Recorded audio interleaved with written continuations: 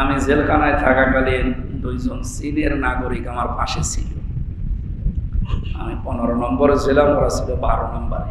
এত বুদ্ধি ওদের! এই যে পানির বোতল যেগুলো, এগুলো তো আমরা ফেলে দেই খাওয়া শেষ হয়ে গেলে। আর এই বাটু বাটু মানুষ, ছোট ছোট মানুষ না চিনেন, এতটুকু মানুষ, নাক বোসা, এত বুদ্ধি ওদের বাবা।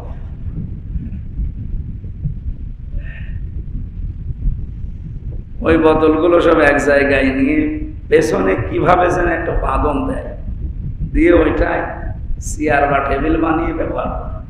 কোনোদিন মাথায়ও আসে না যে এটা করা যায়। কোনো জিনিস ফেলে দেয় না, যেটা আমরা ফেলে দেই ওইটা কাজে লাগায় না। বুদ্ধি করে ওরা ওদিকে মায়ানমারের কিছু জায়গা, বাংলাদেশের টার্নিং পয়েন্ট চট্টগ্রামের বান্দরবন, এই জেলা সহ আরো 2-3টা জেলা নিয়ে ওরা যে প্ল্যান করছে, খ্রিস্টান একটা স্বাধীন রাষ্ট্র বানানোর জন্য চেষ্টা চালাচ্ছে। এখন যদি বলেন এগুলো রাষ্ট্রের ব্যাপার, আমরা কি করবো? না, ঈমান যাদের আছে, দেশের প্রতি ভালোবাসা, এটা ঈমানের দাবি। হব্বুল ওয়াতানি মিনাল ঈমান। দেশের প্রতি ভালোবাসা কি? কেন বলছি? কারণ এই দেশটা যদি স্বাধীন না থাকে, পরাধীন হয়ে যায়, খণ্ড খণ্ড হয়ে যায়, আশপাশের দেশগুলো যদি সব ওই রকম হয়ে যায়, এমনিতেই তো আমরা আছি এক ঝামেলায়। চারিদিক থেকে যদি কেউ আক্রমণ করে, আমাদের ওই সাগর ছাড়া কোনো জায়গা আছে? দ্বিতীয় নম্বরে, সাগরও এখন আর নিরাপদ না। পার্বত্য চট্টগ্রামের কয়েকটা জেলা আর মায়ানমারের কিছু অংশ নিয়ে যদি ওরা স্বাধীন খ্রিস্টান রাষ্ট্র ঘোষণা দিতে পারে, ওরা নীরব আন্দোলন চালাচ্ছে। এটা যদি সফল হতে পারে, ওখানে বিমান ঘাঁটি করবে। আপনি বলেন তো, কোথায় সে আমেরিকা, ওই জায়গা থেকে এখানে এসে বিমান ঘাঁটি করা আপনার কি দরকার? কারে মারবেন আপনি? তার মানে এর ভেতরে পেছনে অনেক কিছু লুকিয়ে আছে, আমরা এই ঘাঁটির নাম শুনে বুঝতে পারছি। প্রধানমন্ত্রীর কাছে কাজ করতে পেরেছে, উনি একটা টাচ দিয়েছে। যেহেতু 14 দলের সব তো আর ফেরেশতা না, সবার সামনে তো গোপন কথা বলাও যাচ্ছে না। ওনার বক্তব্য কালকে হয়তো আপনারা মন দিয়ে শোনেননি, আমি দেখেছি যে কয়েকজন একটু কথা বলেছি। চিন্তার ছাপ দেখা যাচ্ছে এখন কথার ভেতরে। মানুষের ল্যাঙ্গুয়েজ, মানুষের বডি স্ট্রাকচার বলে দেয় যে তার ভেতর থেকে কি আসার কথা। উনি এখন যে চিন্তাটা করছে, এই চিন্তাটা আরো আগে না আগে করলে ভালো হতো। এখন প্রায় অনেক কিছুই আমাদের হাতছাড়া হয়ে যাচ্ছে। 224টা গির্জা ছিল পার্বত্য অঞ্চলে, এই 3 বছরের ব্যবধানে 444টা গির্জা অলরেডি তৈরি হয়ে গেছে। এগুলো তো আর ফেরেশতারা বানাচ্ছে না, খ্রিস্টান মিশনারি, ব্রাক, এনজিও যেভাবে ওরা কাজ করছে, এই কাজগুলো করে ওরা শেষ করে দিচ্ছে না। নরওয়ে সহ, এরপরে ডেনমার্ক সহ, আমেরিকা সহ আরো খ্রিস্টান কিছু মিশনারি আছে যারা কোটি কোটি টাকা বিভিন্ন কায়দায় খরচ করছে। এদের সংখ্যাগরিষ্ঠতা যখন 224টা থেকে 444টা হয়ে গেছে গির্জা, আর 2-4 বছর যাক, 1000 গির্জা যখন হয়ে যাবে, 2-3 জেলা মিলে তখন দেখবে সব খ্রিস্টান, সংখ্যালঘু বেশি, সংখ্যা গরিষ্ঠতা বেশি পেয়ে গেছে। দেখবেন তখন একটা ঘোষণা দেবে গণভোট দিয়ে, যেটা আমরা স্বাধীন খ্রিস্টান রাষ্ট্র চাই, দক্ষিণ সুদানের মতো, ইন্দোনেশিয়ার পূর্ব তৈমুরের মতো। যদিও কোরআনে কারীম আমাদেরকে সাহস দিচ্ছে, ওয়া মাকারু ওয়া মাকারাল্লাহ ওয়াল্লাহু খায়রুল মাকিরিন। পৃথিবীর যারাই ষড়যন্ত্র করুক, আল্লাহ কৌশল করেন, আল্লাহর কৌশল সর্বোত্তম। আল্লাহ কৌশল করবে কাদের জন্য? যে মানুষগুলোর ভেতরে ঈমান আছে তাদের পক্ষে। এখন যদি বলেন আমার তো ঈমান আছে, ঈমান আছে কে বলছে আপনাকে? ঈমান আমাদের যাদের আছে, ঈমান ভাঙ্গার যন্ত্র আছে। কথা বলে না কেন? আমি নাম নাই নিলাম, কিছু আশিকে রাসূলের নাম নিয়ে এমন এমন কথা সমাজে ছড়াচ্ছে। এই সাধারণ পাবলিক যারা, ওরা কোরআন হাদিস ডিপলি যারা বোঝে না, এই মানুষগুলোর কথা বিশ্বাস করে মনে করছে না রাসূলের শান খাসার শান, মনে হয় এরকম। অথচ কোরআনে কারিমের 2টা আয়াতের পুরা বিরুদ্ধে এই কথা। কোরআনের একটা শব্দের বিরুদ্ধে কেউ কথা বললে তার ঈমান থাকে? আল্লাহ আকুলু লাকুম ইনদি খাসাইনুল্লাহ ওয়ালা আ'লামুল গায়বা ওয়ালা আকুলু লাকুম ইন্নী মালাক। কোরআনে কারিমে আল্লাহ সূরা আনআমের ভেতরে একবার, সূরা হুদের ভেতরে একবার, 2 জায়গায় তিনি জানিয়েছেন, নবী আপনি বলেন যে আমার কাছে কোনো ধন ভাণ্ডার নেই। আমার কাছে কি নেই? আমার কাছে আল্লাহর কোনো ধন ভাণ্ডার আল্লাহ দিয়ে রাখেনি যে তোমরা আমার কাছে আসলে আমি দিয়ে দেব। আর আমি এ কথাও বলি না যে আমি গায়েব জানি, আর আমার কাছে এই দাবিও নেই কোনোদিন যে আমি ফেরেশতা। এই কথাগুলো আপনি মানুষকে বলেন, কে বলছে? বল হে নবী আপনি বলেন। এখানে কিন্তু সরাসরি আল্লাহ বিশ্বনবী মুহাম্মদ রাসূলুল্লাহর মুখ দিয়ে বলিয়েছেন, নবী আপনি বলেন যে আমার কাছে আল্লাহর খাজানা ধন ভাণ্ডার নেই, আমি গায়েব জানি না, এবং আমি ফেরেশতা এ দাবিও আমি করি না। বলে যে মানুষগুলো এই কথা ছড়ায় যে আল্লাহর ধন খাজানা রাসূলুল্লাহকে দিয়ে আল্লাহ গায়েব হয়ে গেছে, এই কথাগুলো এই আয়াতের পুরা বিরুদ্ধে। যদি কেউ বিশ্বাস নিয়ে এগুলো বলে থাকে তার ঈমান চলে গেছে। আপনি নামাজ পড়তে এখানে এসেছেন অজু করে না অজু ছাড়া? 7টা কারণে আপনার অজু ভেঙে যায়, আপনি জানেন তো? এর ভিতরে একটাও যদি পাওয়া যায় অজু আর থাকবে? মনে করেন এই যে হেলান দিয়ে ঘুম যাওয়া, মসজিদে আসলে এমনি আল্লাহর রহমত আসে, মানুষ ঘুমিয়ে পড়ে বেশি। আপনি যদি হেলান দিয়ে এমনিতে বসে বসে ঘুমান, অজু ভাঙবে না যদি পড়ে না যান।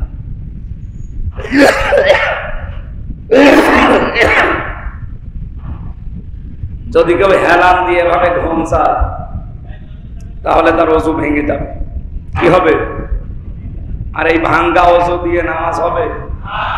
এইটা বুঝেছেন সহজ ভাবে নাকি আরো সহজ করা লাগবে? এইটা যেমন বুঝলেন যে অজু করলে ওই অজু দিয়ে নামাজ হয় না, অজু ভাঙ্গার যে কারণ আছে একটা পেলে ওই অজু না করার সময় নামাজ পড়তে দাঁড়িয়ে 19টা কারণ পাওয়া গেলে নামাজ ভেঙে যায়। কয়টা? 19টার ভেতরে যদি একটা পাওয়া যায় তাও আপনার নামাজ শেষ। আপনি এই কথা যেমন বুঝতেছেন, রোজা রাখলেও রোজা হয় না, রোজা ভেঙে যায়। হজ করলেও হজ ভেঙে যায়, জরিমানা দেওয়া লাগে। আবার ফরজ যদি ছেড়ে যায় জরিমানা দিয়েও হয় না, হজই শেষ। এরকম প্রত্যেকটা বিষয় আমরা খেয়াল করে দেখি যে কোনো কিছু সম্পন্ন হওয়ার জন্য কিছু ভেঙে যাওয়ার, নষ্ট হয়ে যাওয়ার বাধা তার সামনে থাকে। আপনি বলছেন আমার ঈমান আছে, ঈমানও মানুষের ভেঙে যায় 10টা কারণে। কয়টা কারণে? 1 নম্বরে কেউ যদি আমলের ভেতরে শিরিক করে ঈমান ভেঙে যায়। আপনি জিকির একটা ইবাদত, জিকির কি? এই ইবাদতের ভেতরে, এই আমলের ভেতরে আপনি এমন এমন শিরিকপূর্ণ কথা বলছেন যে আপনার ঈমানই নেই, ঈমান ভেঙে গেছে। আজকে আসার সময় একটা ভিডিও চলছে,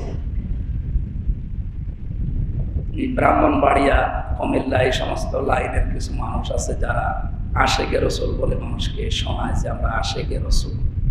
এগুলো যে ভণ্ড মানুষ জানে, তাদের ভেতরে অন্তত 100 ভাগের 1 ভাগও মেধা কাজ করছে। একেবারে পাগল না, সে এখন জেনে ফেলেছে যেগুলো ভণ্ড। আর পেছনে কারা আছে এটা এখন আবিষ্কার করা দরকার। এক মাওলানার নাম নিয়ে বলছে উনি রাসূলুল্লাহর গোলাম। কার গোলাম? এ কথা যদি কেউ বলে থাকে আর কেউ যদি এটা শোনার পরে কিছু না বলে, মনে করতে হবে এই কথার উপর তারও সমর্থন আছে। আমরা কি রাসূলুল্লাহর গোলাম না আল্লাহর গোলাম? রাসূলুল্লাহ গোলাম ছিলেন কার? কোরআনে কারিমে যে 7টা নাম পাবেন রাসূলের, তার ভেতরে গোলাম একটা আব্দুল। আব্দুল মানে কি? বিশ্বনবীকে আল্লাহ 7টা নাম ধরে ডাক দিয়েছেন, ইয়াসিন, তহা, আহমদ, মোহাম্মদ, মুজাম্মিল, মুদাসসির আর আব্দুল্লাহ। আল্লাহর গোলাম। গোলাম কার? আল্লাহ তাকে আদর করে গোলাম বলে ডাক দিচ্ছে, ওই কুনতুম ফি রাইবিন মিম্মা নাযালনা আলা আবদিনা। তোমাদের যদি সন্দেহ হয় যে আমার গোলামের উপরে, আমার বান্দার উপর আমি যেটা নাযিল করেছি যেটা ও বানিয়েছে, তাহলে এরকম একটা সূরা বানান। তাহলে ওনাকে আল্লাহ আদর করে নাম ধরে ডাকলেন না, মুহাম্মদ বলতে পারতেন না? গোলাম এই শব্দটা আল্লাহর কাছে খুব ভালো লাগে। তাবারাকাল্লাযী নাযালাল ফুরকান আলা আবদিহি, আব্দুল মানে গোলাম, বান্দা। এই শব্দ আল্লাহর কাছে এত প্রিয়, এত ভালো লাগে, উনি রাসূলুল্লাহকে পর্যন্ত গোলাম বলে ডাক দিয়েছে কোরআন। আর আপনি দাবি করছেন না আমি রাসূলুল্লাহর গোলাম, বলেন নাউজুবিল্লাহ। আল্লাহর ইবাদতে শিরিক হয়ে যাচ্ছে না? আপনার ঈমান নেই, ঈমান ভেঙে গেছে। ওযু করার পরে যদি ওযু ভেঙে যায়, ওযু দিয়ে যেমন নামাজ হয় না, ঈমান আনার পরে ঈমান ভেঙে গেলে ওই ঈমান নিয়ে জান্নাতে যাওয়া যাবে না। সুতরাং বেঈমানের জানাজা পড়া, কাফেরের জানাজা পড়া জায়েজ আছে? যারা এগুলো করছে তারা কাফের হয়ে যাচ্ছে। জেলখানায় থাকাকালীন মাওলানা মামুনুল হক আমার পাশের রুমে ছিল, মাঝে মাঝে আমার বলতো, হামজা যদি বের হতে পারি অন্তত জীবনে কোনোদিন মরণের আগ পর্যন্ত কোনো বেঈমান, কোনো কাফের এদের জানাজা পড়াবো না, যাবো না। এ বিষয়ে এত পড়া কেন? উনি সূরা তাওবার 112 নম্বর 13 নম্বর আয়াত আমাকে শোনাতেন। বলতেন, দেখো এই পৃথিবীতে বিশ্বনবী মুহাম্মদ রাসূলুল্লাহকে পর্যন্ত আল্লাহ নিষেধ করেছিলেন যে আপনার চাচা মুশরিক, তার জানাজা পড়া, তার জন্য দোয়া করা, কবর দেওয়া আপনার জন্য জায়েজ নেই। মা কানা লিন-নাবিয়্যি ওয়াল্লাযীনা আমানু আইয়াস্তাগফিরু লিল মুশরিকিন। জানাজা মানে দোয়া করা, ইস্তেগফার করা। জানাজা মানে কি? নবীজিকে যদি আল্লাহ বলতে পারে, এই এত ডিস্টার্ব করে কেন? আপনারা ফাঁকা জায়গাটা পূরণ করে বসলে ভালো হতো। একটু ভেতরে কিছু মানুষকে ঢুকিয়ে নেন, নামাজের সময় বের করে দিন।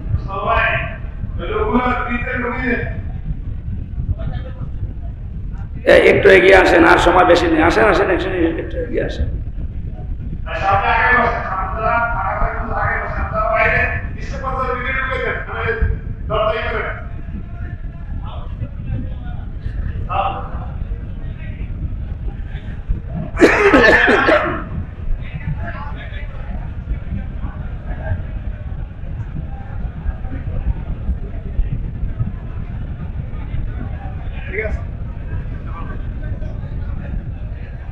দাঁড়িয়ে থাকেন, বসে থাকেন, যেভাবে থাকেন থাকেন, কথা বলবেন না। এমনিতে আমি বড় বিপদে আছি, আমার কণ্ঠটা নিয়ে আর কিছু ষড়যন্ত্র নেই, খুব ঝামেলায় আছে। আপনারা কিছু করলে আমি জানা জিনিস বলে যাব।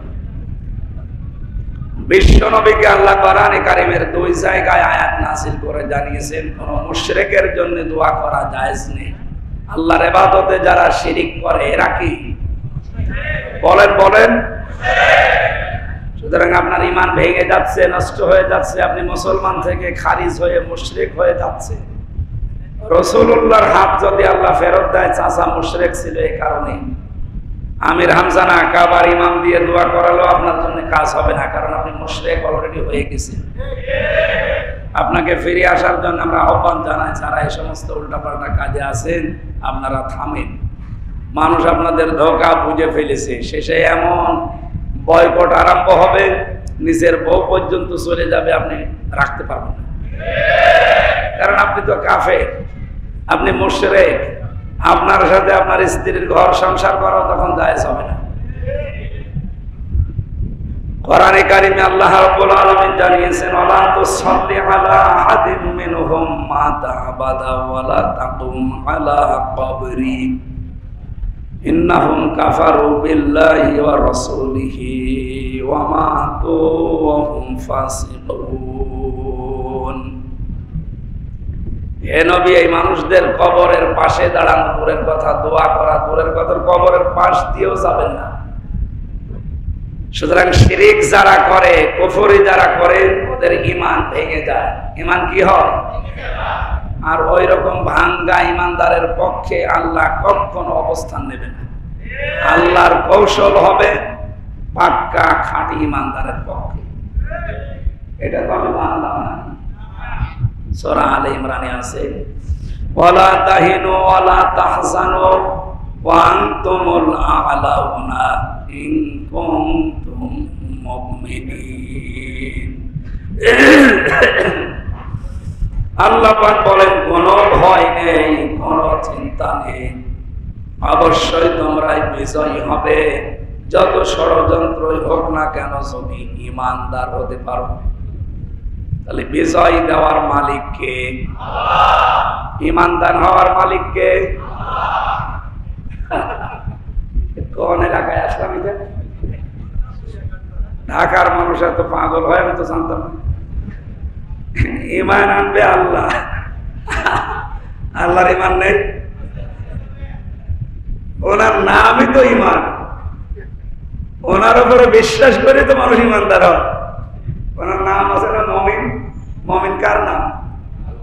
এক কথা বলে না কেন? আর আমরা আব্দুল মুমিন। ওনার উপরে ঈমান আনার কারণে আমরা ঈমানদার। এখন বিজয় দেওয়ার মালিক কে?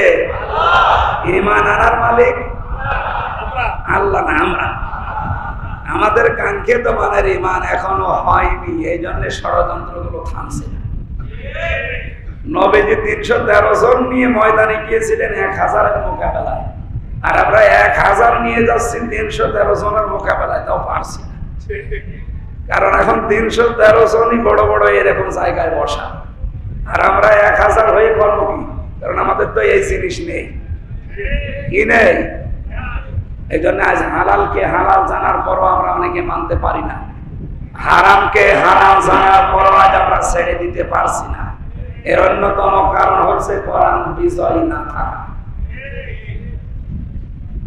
এবারে আলেম বসে আছে, দেখেন তো, কোরআনের হাদিসের নির্দেশ হচ্ছে মান ক্বারাআল কোরআনা ফাস্তাযহারাহু, যে ব্যক্তি কোরআন পড়ে আর কোরআনকে ইজহার করার চেষ্টা করে। ইজহার মানে এখানে অধিকাংশ মানুষ মনে করে ইজহার মানে প্রকাশ করা, ইজহার মানে স্পষ্ট করা। ওই যে ইকফা, ইজহারের দামগুলো আছে, ওইটা পড়ে পড়ে। অথচ হাদিসের ব্যাখ্যায় ইজহার শব্দের সবচাইতে উত্তম অর্থ ইজহার মানে বিজয় করা। আমি তো এটা মানালাম নাকি? আপনাদের কি মনে হচ্ছে তো আমি সব বানিয়ে বলছি? আরে বড় বড় পাগড়ি মাথায় দিয়ে এমনি এমনি বসে আছে, ওরা ভুল ধরতো না। যে ব্যক্তি কোরআন পড়ে আর কোরআনকে বিজয়ী করার জন্য চেষ্টা চালাবে, তারা হারামকে হারাম জেনে ছেড়ে দিতে পারবে, হালালকে হালাল জেনে আঁকড়িয়ে ধরতে পারবে। কথা বুঝতেছে? কোরআন যদি বিজয়ী না থাকে, যতদিন পর্যন্ত কোরআন প্রতিষ্ঠিত না হবে, বিজয় না হবে, দেশে তার অবস্থায় না থাকবে, কায়েম না হবে, আপনি হালালকে হালাল জানার পরও মানতে পারবেন না, হারামকে হারাম জানার পরও ছেড়ে দিতে পারবেন না। আজকে আমি আসছি টেকনাফ থেকে, একেবারে শেষ সীমানা, ওর পরেই মায়ানমার, সেই লেদা স্টেশন। ঢাকাতে ঢোকার সময় গাড়ি ধরেছিল পুলিশ, ড্রাইভার বলছে হুজুর টুপি মাথায় দেন। টুপি মাথায় দিয়ে কাজ খুলে দিলাম, হুজুর আপনি ঠিক আছে। আমি যদি না থাকতাম, আমার চেহারা যদি না দেখাতাম, হোসেন হুজুর আর ওই যে জিহাদ নাকি, এই দুইজন থাকলে আপনার গাড়ি যত ভালো হোক, কাগজপত্র যত বৈধ হোক, মামা দেওয়াই না। এই জিনিসটা কিন্তু হারাম। এরপর হারামকে হারাম জানার পর ওরা মানতে পারতো? আমার এই চেহারার কারণে না আল্লাহ বাঁচিয়ে দিয়েছে। তাছাড়া ওরা দুইজন থাকলে অবশ্যই হয় 2000-5000 টাকা নিত, নাই আল্লাহর ওলি মামলা দিত।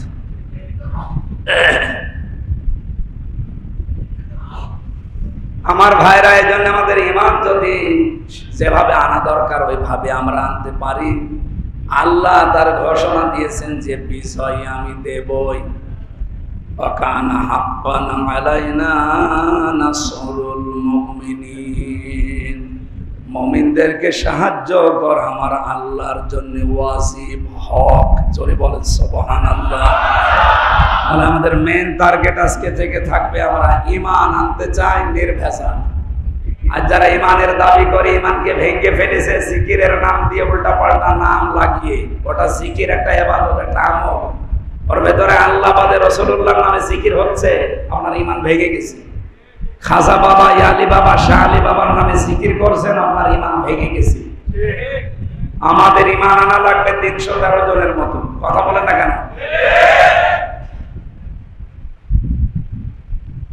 মানুষকে যখন বলা হয় যে ঈমান আনো কামা আমানান নাস, কাদের মতো? মানুষের মতো। এই কামা আমানান নাসের তাফসিরে আছে, মুফাসসিরিন ইকরাম জানিয়েছেন এটা সাহাবায়ে কেরাম।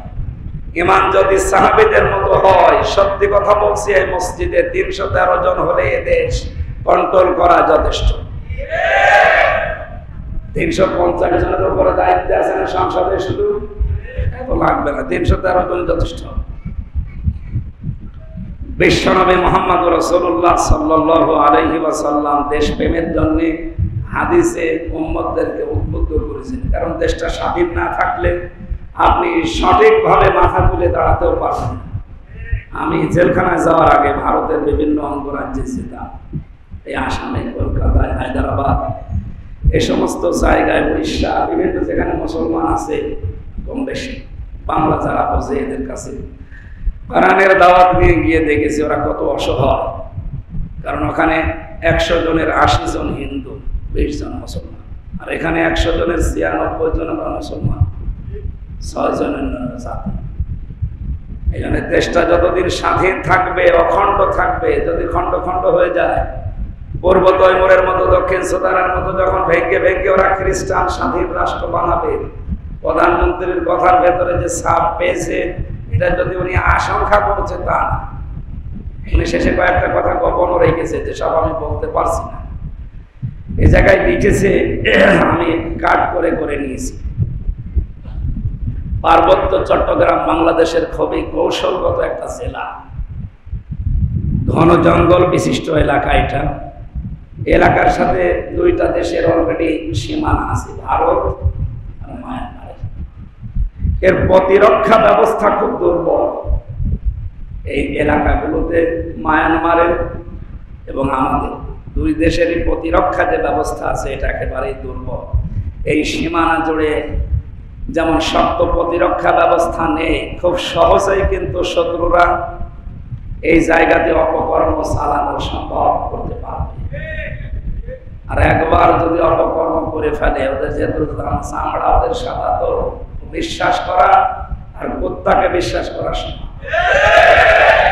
এমন কিছু কুত্তা পাওয়া যায় যাদের চামড়া কি, আপনি 2টা কুকুরকে খাবার দেন, একটাকে যা দিয়েছে ও যদি সারা জীবনও খায় তাও শেষ করতে পারবে না, এত খাবার ওর কাছে আছে। এরপরও দেখবেন পাশেরটায় হামলা দেয়। কুকুরের স্বভাব এটা, কুকুরের কি, তো ওদেরকে সারা দুনিয়ায় যেহেতু সাদা কুত্তা বলে চেনে, ওদের চামড়া কি, এক কথা বলে না কেন? এই জন্য ওদের যা আছে ওরা যদি কিয়ামত পর্যন্ত খায় তাও শেষ করতে পারবে না। এরপরও আমাদের দেশ চলে না, এর উপরে এখন নজর দিয়েছে। আমাদের স্বাধীনতা, সার্বভৌমত্ব রক্ষা করা এটা ইমানের দায়িত্ব। বলেন না, এটাও যারা দায়িত্বে আছে তারা। আমরা সেনাবাহিনী রাখি না, কিসের সেনাবাহিনী আপনি কথা বলছেন? ও তো বিক্রি হয়ে যাবে। সে যেখানে আছেন নাগরিক হিসাবে ঈমান আপনার থাক আর যাক, যতটুকু আছে ওইটা নিয়ে এখন থেকে সতর্ক থাকা লাগবে। খ্রিস্টান মিশনারি এনজিওর বিভিন্ন কর্মকাণ্ড সম্পর্কে 224টা থেকে যদি 444টা গির্জা হতে পারে এক জেলায়, ওই 3টা জেলা মিলে, চট্টগ্রাম, রাঙ্গামাটি আর বান্দরবন, না বান্দরবন, রাঙ্গামাটি আর খাগড়াছড়ি। আপনি কি মনে করছেন এটা শুধু বসে আছে ওই 3 জেলা নিয়ে? ওরা ওদিকে কুড়িগ্রাম, লালমনিরহাট, ওই সমস্ত জেলাগুলো গরিব তো শুরু করে দিয়েছে কাজ। শিবিরপুর নাকি একটা গ্রামের নাম আজকে দেখলাম, ওখানে অলরেডি ওরা কাজ করে গির্জা বানানো আরম্ভ করে দিয়েছে। আমাদের সচেতন কি হওয়া লাগবে? বিশ্বনবী যেদিন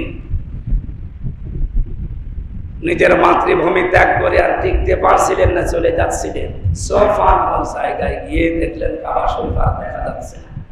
তিনি তাকালেন, কাবার দিকে তাকিয়ে চোখের পানি ফেলে দিলেন, ডাক দিয়ে বললেন, কাবা, আমি তোমাকে ছেড়ে যেতে চাইনি, আমার মন বলছিল সারা জীবন তোমার কাছে থাকি, তোমার খেদমত করি, কিন্তু তোমার নিষ্ঠুর সন্তানরা আমরা থাকতে দিল না। আমাদের দেশে কাবা আছে? কথা বলে না কেন? কাবা নেই, কাবার আদলে তৈরি করা এই মসজিদ নেই। কিয়ামতের দিন কাবা শরীফ হবে ইনজিল, আর এই কাঠগড়ার এই মসজিদটা হবে তার বগি।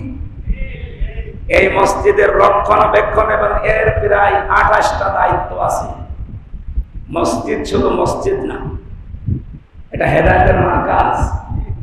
এখানে 28টা বিষয়গুলো নিয়ে কাজ করা হয়, যদিও বিস্তারিত বলতে পারলে ভালো হতো। এই বিষয়গুলো থেকে এখানে এই জমার দিন, ইমাম সাহেব 7 দিন পরিবার, সমাজ, রাষ্ট্র, আন্তর্জাতিক বিষয়গুলো নিয়ে চিন্তা ভাবনা করে এখান থেকে ডেলিভারি দেবে। এইটা নিয়ে তখন মুসল্লিরা 7 দিন কাজ করবে। এরকম জমা নামাজ আমাদের দেশে খুব কম হচ্ছে। এই জন্য মসজিদের যে 28টা বিষয়গুলো দিয়ে মসজিদ সাজানো, ওগুলো আমরা অনেকে জানি না। নবীজি বলেছিলেন, কাবা, আমি তোমার খেদমত করব। এদেশে এখন লক্ষ লক্ষ কাবা শরীফের ইঞ্জিন, বগি আমাদের দেশে নেই। এই বগিগুলোর খেদমত করার দায়িত্ব হিন্দুদের, খ্রিস্টানদের, তাদের। আপনি যদি যান, শেষে দেখবেন ওরা যদি ঘোষণা দিয়েই ফেলতে পারে আর করে ফেলতে পারে, স্বাধীন খ্রিস্টান রাষ্ট্র, পূর্ব তৈমুরের মতো, দক্ষিণ সুদানের মতো, এই মসজিদ কালের গহ্বরে মিশে শেষে এটা গির্জা হয়ে যেতে পারে, কোনো ব্যাপার না। বিশ্বনবীকে ওই দিন সূরা কাসাসের 85 নম্বর আয়াতটা শুনিয়েছিলেন। কত নাম্বার? আল্লাহ পাক বলেন, ইন্নাল্লাযী ফারাদা আলাইকাল কুরআন আলা রাদ্দুকা ইলা মাআদ। খুব গুরুত্বপূর্ণ কথা, এখানে 3টা বিষয় আল্লাহ দিয়েছে। হে নবী, আমি কোরআনের বিধান আপনার জন্য আমি ফরজ করে দিয়েছি। লা রাদ্দুকা ইলা মাআদ, আপনাকে এখান থেকে আজ বিদায় নেওয়া লাগছে বিভিন্ন কারণে। আপনাকে লাম এখানে তাকিদ, লা রাদ্দুকা ইলা মাআদ, যেখান থেকে বিদায় নিলেন এই জায়গায় আমি আপনাকে বিজয় বেশে আবার ফিরিয়ে নিয়ে আসবো। আমরা তো এখনো বিজয়ী হয়ে আছি।